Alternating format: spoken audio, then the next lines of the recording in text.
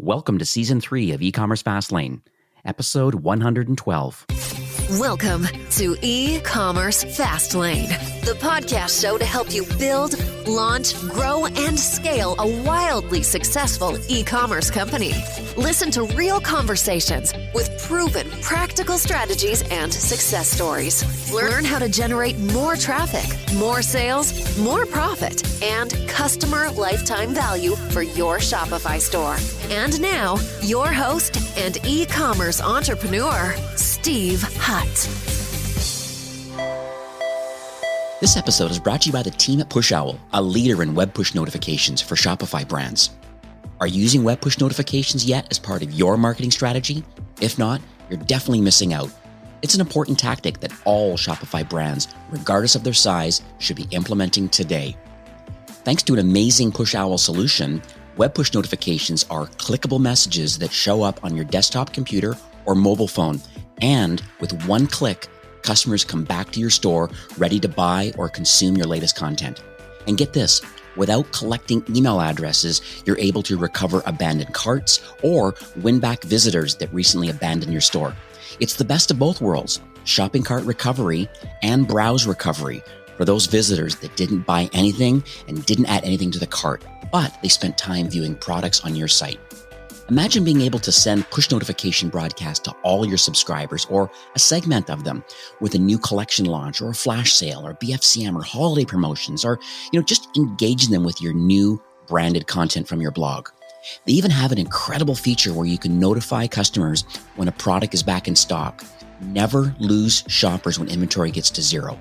You can now send automated back in stock web push notifications to bring those interested shoppers back to your site. And PushOwl is Shopify's leading solution for web push notifications. Over 20,000 brands trust their platform for this incredible sales channel. And right now, they're offering a 30-day free trial for all my listeners. So check them out, ecommercefastlane.com/PushOwl or pushowl.com and use the code Fastlane and start automating and scaling your marketing today. Hey there, it's Steve, and welcome back to the E-Commerce Fastlane podcast. Now, if this is your first time listening, this is an e-commerce show where we have honest and transparent conversations about building and thriving with your store powered by Shopify or Shopify Plus.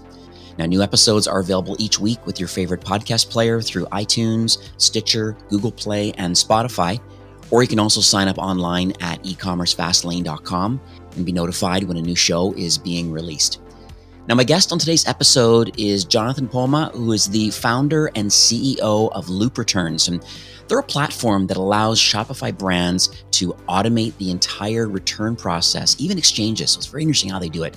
Some of the largest brands on Shopify have vetted and have made the decision to work with Loop, including brands we all know, Allbirds and Pura Vida bracelets, Brooklinen, Chubby Shorts. I mean, there's a massive list of brands that have made that choice. And so I'm glad to have Jonathan on the show today to learn more about his platform and kind of how things have evolved in the last 6 months through COVID. So hi, Jonathan. Welcome to E-Commerce Fastlane.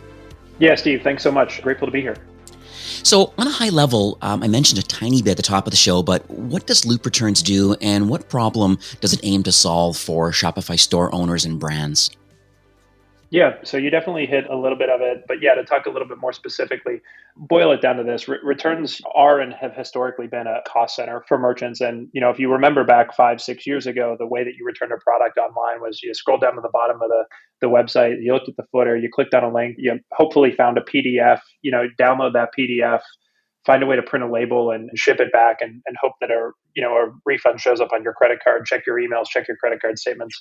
In the simplest sense, it brings, transparency to that process. It's a hosted application. It sits at, exchanges.allbirds.com, exchanges.chubbyshorts.com, whatever the storefront may be. Enter your order number and your shipping zip, and we interface with Shopify via API to pull in the line items from the order.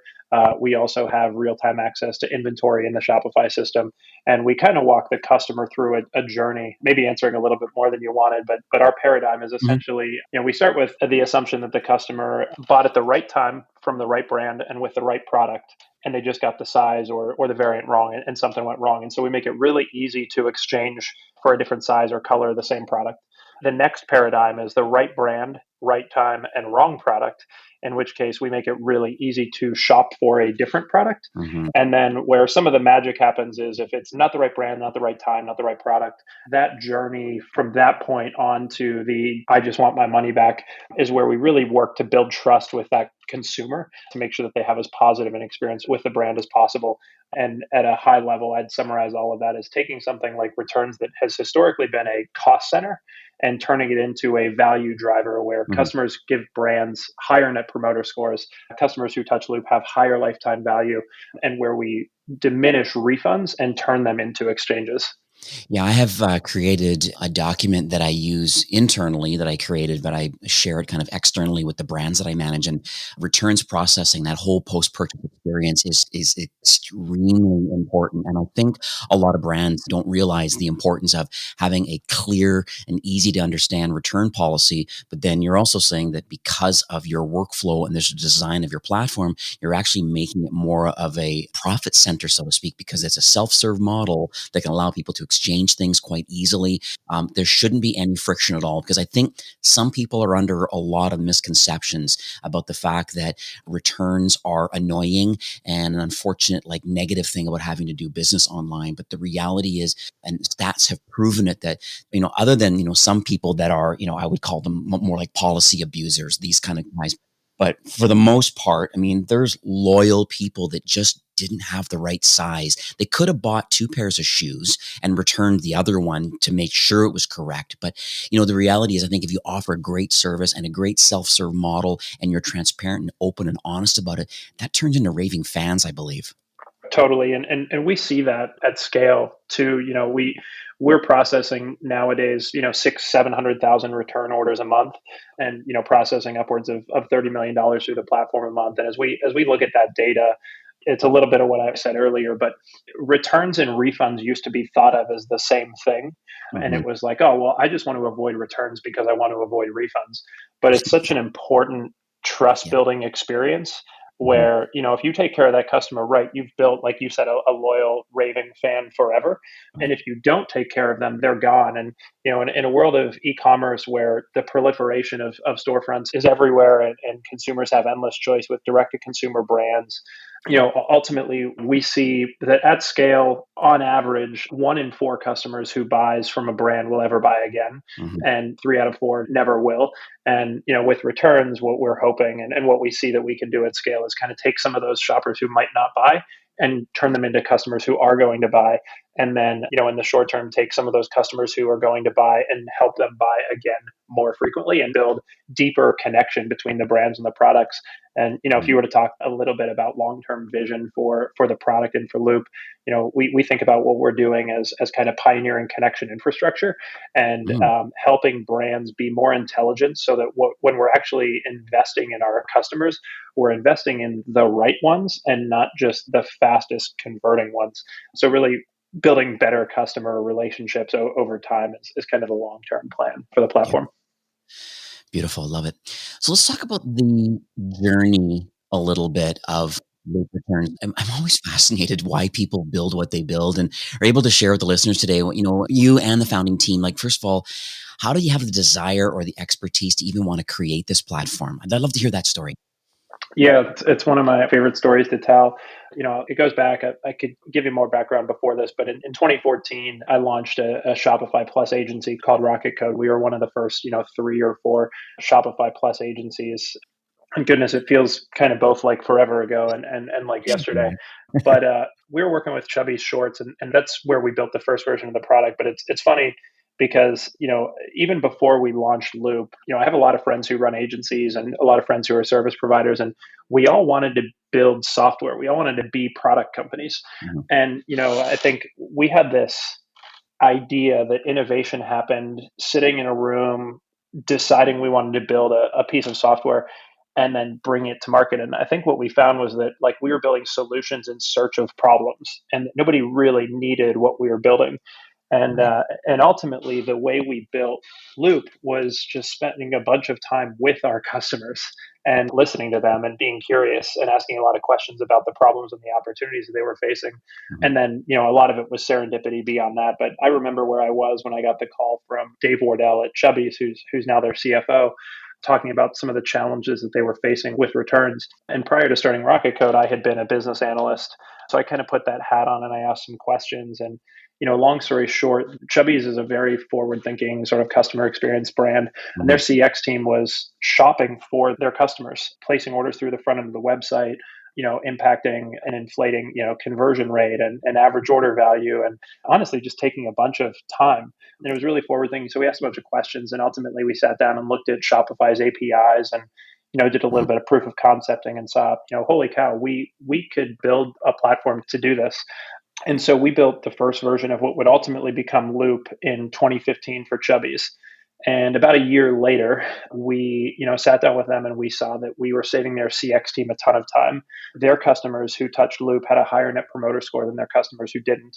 And the customers who touched Loop came back and purchased more frequently than customers who didn't. And then lastly, that return cycle time went from upwards of 60 days to less than 30 days. And ultimately, the kicker was that we were able to shift refunds to exchanges and really reduce Chubby's customers' refund rate. And so that was an N of 1 in 2016. From there, we got in touch with, through Chubby's, Allbirds, Cotopaxi, and Harimari, launched them on ultimately still a predecessor to Loop, and saw some of the same things hold true in that larger sample size, and went to market to create Loop, to build the brand, to build the product. And we raised our initial seed round in 2017. And we now work with upwards of 400 Shopify merchants, heavily Shopify Plus merchants. And yeah, we are kind of the end-to-end solution there for those brands. Yeah, I do quite a few app audits on the brands that I manage, especially right now at the FCM time. We want to make sure that, we have the right solutions and we're not clogging up the speed with, with kind of crazy code and things that can hurt the website.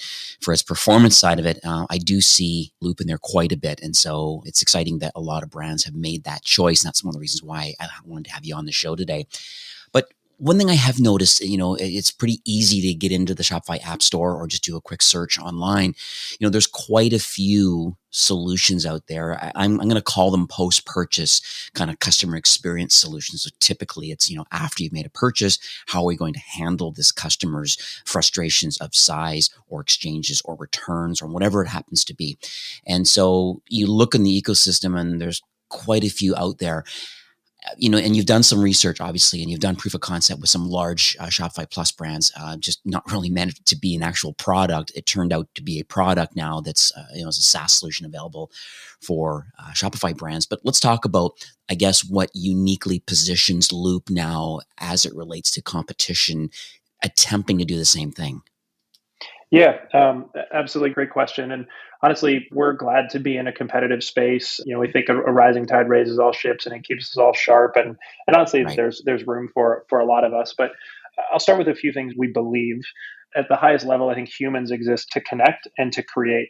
And then beyond that, when we look at consumer preference, we're seeing that honestly, like if you look at sort of two different ends of the spectrum, there's consumer preference for convenience, and that's being driven by honestly a little bit by Amazon and just the ability to find anything, free next day shipping, their prime product, all that sort of stuff. And convenience really matters. But convenience is only, as we see it, one half of the equation, and the other side is connection. And there are some principles that really drive that connection, trust being one of them. And we're on a journey to, continue to seek and pioneer in that connection infrastructure space for commerce. But we think about what we're doing as delivering both of those things. So a lot of our competitors are certainly driving convenience, and we love them for that. But we're certainly pushing hard on the connection front. And really the way that manifests, I think, is I'd say, we're obviously B2B, but I think that it's really, if you're not careful, you can do things that are right for the merchant and wrong for the customer. And where we start with trying to make sure that everything is right for the customer. And then in doing that, we'll also do things that are right for the brand. So we think of ourselves as kind of the only competitor, or the only platform in the space that's building primarily through the lens of the consumer and making sure that they have the best experience possible with the brand. And then we believe that the brand will benefit from that. So that's really the first differentiator. And then the second, we're the only platform building exclusively for Shopify's best brands, which honestly means that we miss out on some opportunities. It means that, we can't win merchants on other platforms. We can't win large enterprise merchants. We're not in those conversations. But what it does do is make sure that we can be relentlessly focused on serving merchants in the Shopify ecosystem, in the world of like, are you a mile wide and an inch deep, or are you an inch wide and a mile deep? We believe in the value of the platform and in the value of building exclusively for merchants in the platform so that we can build like really dialed in features that deliver a great customer experience, great merchant experience, and really bolster what Shopify is already so great at. I'd also add too, for those listening today, Loop has, I guess, recently been added to the Shopify Plus technology partners group, I guess, or certified app partners. And so, as you know, there's a significant amount of work that's involved to be approved by Shopify to have the security and the scale and the customer service and all the things that go along with being a certified Plus technology app. And so I want to congratulate both you and the team for, number one, putting in the effort to get that certification. And I'm sure that those listening today, there's reasons why you chose that battle and why you've succeeded in that. And I just commend you on the journey you're on with just thinking more customer focused than just kind of the solution and kind of the hardcore feature of what it does. It's more merchant focused. Totally. Yeah, I couldn't say it better. And thanks. We believe a lot in what Shopify is doing and a lot in the power of the platform, and honestly a lot in the power of focus. So all of these things are just, doubling down on what we're great at, making sure that we're customer centric, making sure that we have our merchants and their customers' best interests at heart, and just doing what we do best. I'm going to make a slight pivot. Obviously, this is a conversation that comes up on most podcasts, including this one about COVID and just the pandemic and things that are happening right now and just how it's affecting both the merchants and then in your case, a SaaS company. And I hear Harley talk about this quite a bit. The fact that, 10 years worth of commerce growth has happened over the last 3 or 4 months, upwards of 30% or more of total goods and services bought in North America, or even worldwide probably, are being bought online now, where prior to that, it was less than 20%. And so when you see this massive growth that's happening and some merchants doing extremely well because of it, they just happen to be the right place at the right time and they're solving a lot of problems for people where they couldn't get in traditional retail.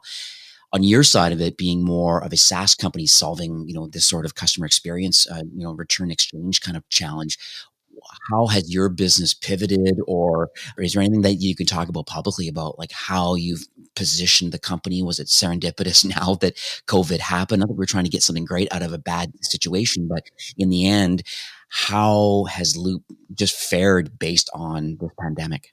Yeah, great question. It's interesting looking back. I remember that Friday the 13th of March when all this stuff happened. It was an interesting time. We were heading into a quarter where the vast majority of our contracts, I think 45% of our contracts, were coming up for renewal in that next quarter.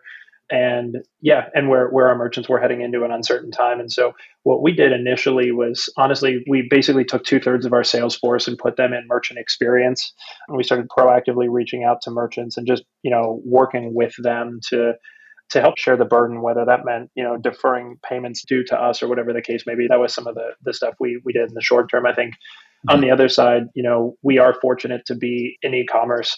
And I think we don't take that responsibility lightly. There are a lot of brands, a lot of products, a lot of industries, and a lot of people out there who are struggling, and we happen to be in a very fortunate position, I think, to those who much is given, much is expected. And so we're trying to make sure we do right with the opportunity that we have in front of us. Mm-hmm. But we introduced a new product to market to help merchants with a free offering for a few months through the summer. Mm-hmm. And where we are now is just making sure that we're really dialed in, that we understand and that we share our understanding of kind of industry trends, and that we're helping our merchants be as prepared as they can be for a holiday. And honestly, for a shopping season where you talk about some of those numbers shifting online, and while U.S. retail is going to be down, online U.S. e-commerce is up almost seemingly 100%, and so that means that there are more people shopping online, buying from our customers for the first time ever. And as we all know, that first experience is so important. Those first impressions matter so much that we're trying to make sure that we help our brands deliver the best experience possible to connect with as many of those new customers coming online for the first time as they can. And then for all customers who might be buying and needing to return and exchange, that's as pain-free a process as it can be. So, Jonathan, this show has a diverse range of Shopify entrepreneurs that listen each week. And, if you were to give some advice for those maybe in the early to mid-market stage of their business journey, what sort of advice would that be today? Yeah, great question, Steve. And I'll probably deviate a little bit from some of the talking points that you and I have hit on. Okay. But I think the first thing is just you've got to fall in love with your customers and their problems. Maybe said another way, just like know your customers, listen to your customers. Innovation happens by understanding your customers and being able to recognize patterns across all of them. So that's the first one. Second, I think first things first. There are lots of things that you can do, but understanding what's the first thing to do is really critical.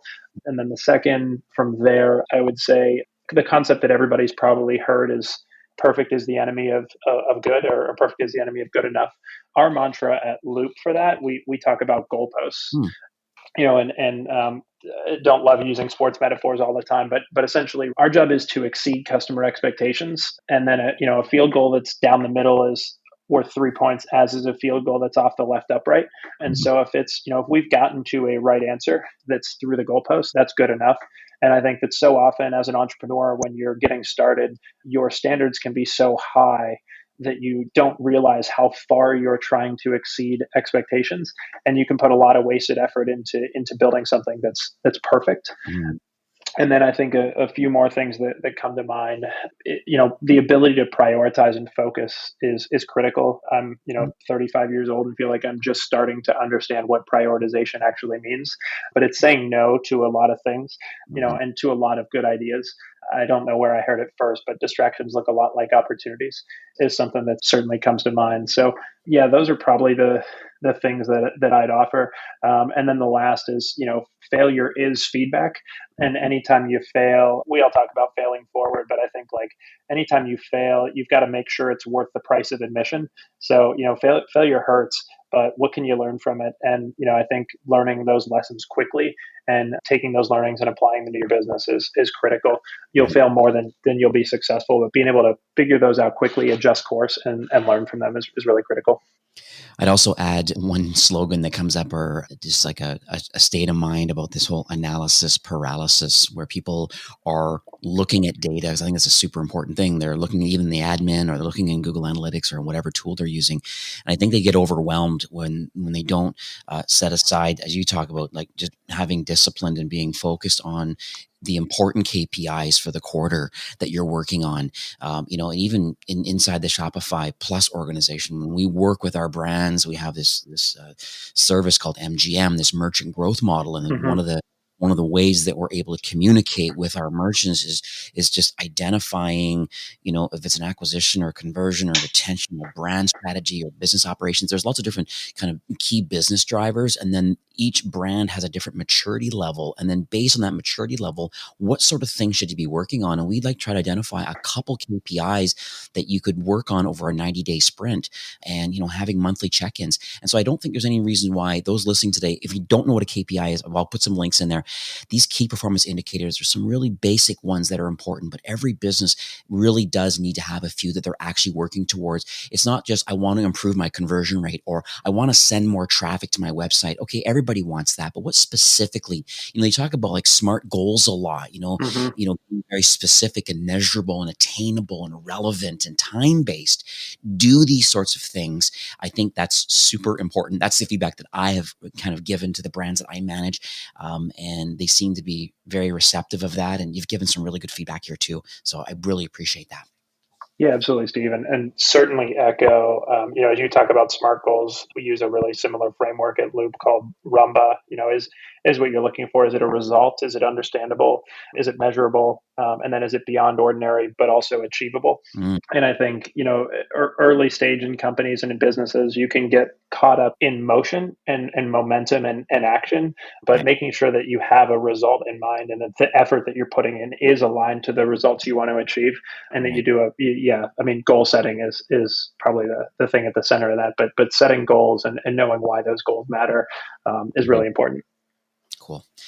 So let's talk about the future of Loop. Are you able to share any North Star highlights, I guess, for the remainder of 2020? And, now we're in the midst of Q4 right now, or any partner alignment, innovation. Just end of the day, I just would love to hear about, how you believe you're going to continue offering value and assistance to Shopify brands. I feel like most of the time when I'm asked questions like this, I turn it into a little story or an anecdote inside the business. Um, but uh, but I kind of I feel like I sit at this weird apex in the business where, in the business and with our team, I need to help make sure we maintain a relentless focus on the task at hand while also preserving maximum optionality on the Mhm. other side. And so when I think about, vision and maybe a little bit, mission too, the relentless focus downward into the business is making sure that we build the best returns platform in the Shopify ecosystem, and that we're the absolute best partner to the brands that we work with, building for their customers, their business, and helping them get smarter over time. And then the other side of that is the kind of the maximum optionality. We really believe in lifetime value as our North Star metric. And in talking about that customer focus instead of the merchant focus, what most of the time when we talk to merchants about lifetime value, it's how much is this customer worth to me as a brand. And we try to, it's really subtle, but we try to flip that paradigm. How much is the brand worth to me as the customer?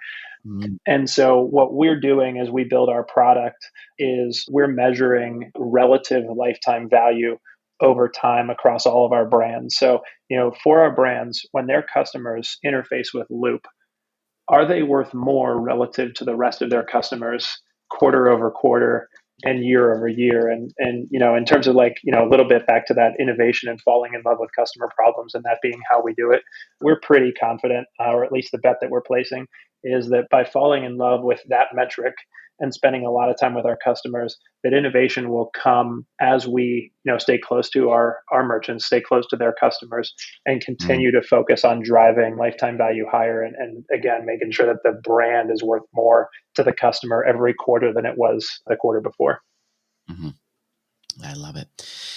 And so the next question was about the highlights for your 2020 roadmap, but I'm okay with kind of how you've answered it so far. I think at the end of the day, I just like people to be warm and fuzzy. I'm solving these problems. I'm building some thought leadership around, why you're building this product. And then it's nice to hear that, hey, there's some growth and here's where we're headed with the product, so that people feel confident that they're going to, make the Loop choice Mm. because you're pushing the envelope forward in, merchant frustrations and getting feedback and just design feedback loops and these sort of things. So I think you got the bulk of that.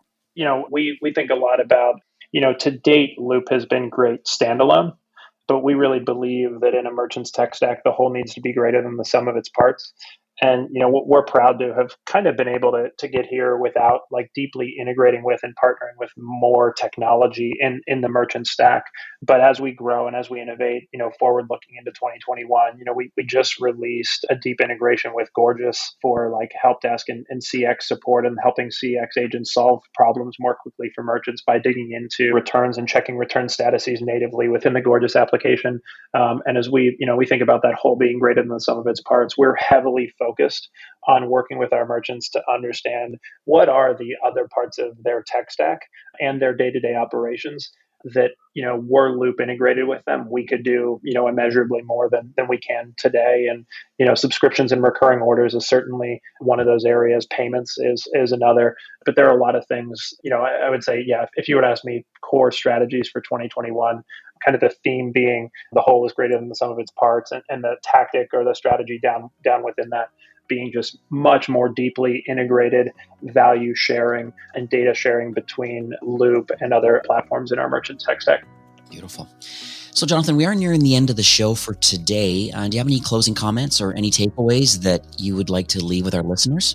Yeah, Steve, that's a great question. I think as we leave today, the important thing that comes to mind for me is as brands grow, things are going to change. And I think one thing that certainly has changed in the last 2 or 3 years is that returns has gone from, maybe I'll go two things, one specific to our product and one not. Returns is proven now to be a value driver and not just a cost center. And that, as you try to build long-term relationships and connection with your customers as a merchant, there may not be a better place to invest in retaining and building relationships with your customers than returns.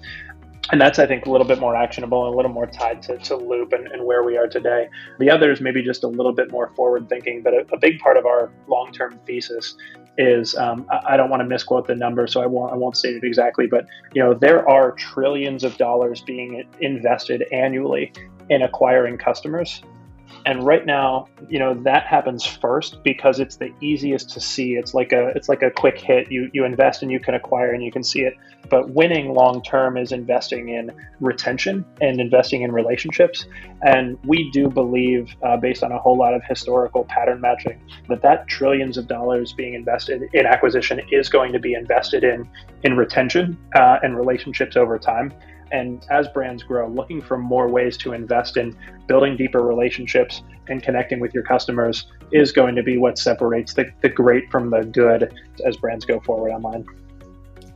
So how can people learn more about Loop Returns, the product, any kind of education component around your company? Yeah, so our website's the easiest place to find us, loopreturns.com. You can find our blog there, and then we're also on Twitter with the handle @LoopReturns. Now, we did speak offline before recording today, and I understand that you would like to offer our listeners a little extra promotion ending off 2020 season now. Yeah, absolutely. Super excited to do it. We're offering a 10% discount to your listeners here on E-commerce Fastlane on a 12-month contract if we sign by Christmas. Mm-hmm. And it's an interesting time. What we see is, with our brands, that just about 30% of our brands' returns happen between Christmas and the end of February. And it may seem counterintuitive in a period where you want to be in a code freeze and you want to be stable.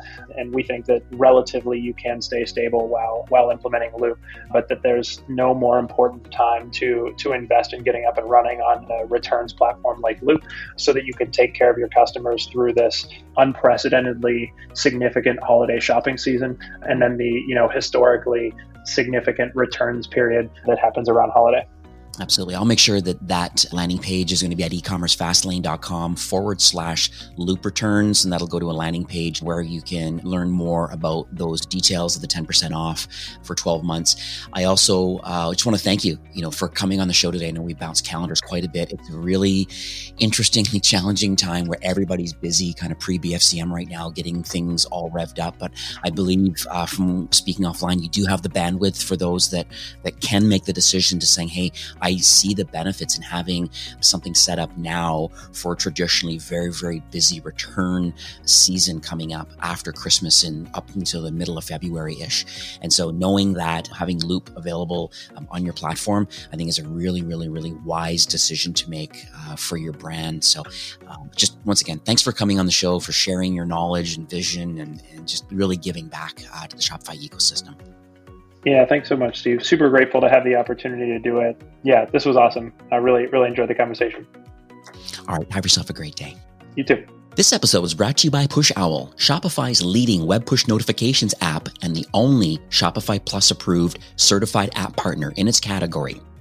Browser-based web push notifications push your retention marketing and conversion rate optimization to the next level because you can re-engage store visitors without the need of an email address. Send web push notifications right to their smartphone or desktop by just using the browser. And the great thing about PushOwl is they're used by over 20,000 Shopify stores and more than 600 Shopify Plus brands. So you know their solution has the security, privacy, speed, and reliability that Shopify Plus brands come to expect. Take their platform for a spin now, 30 days for free on their paid plan. Head on over to ecommercefastlane.com/PushOwl and use the code FASTLANE when you activate. Well, that's it for today's episode. I'd like to thank you, a loyal listener of E-commerce Fastlane. It's my hope that this podcast is offering you a ton of value through growth strategies, tactics, and exclusive insider tips on the best Shopify apps and marketing platforms, all with my personal goal to help you build, launch, grow, and scale with Shopify. Thanks for investing some time today and listening to the show. I'm so proud and excited that you have a growth mindset and are a constant learner. I truly appreciate you and your entrepreneurial journey. Enjoy the rest of the week and keep thriving with Shopify.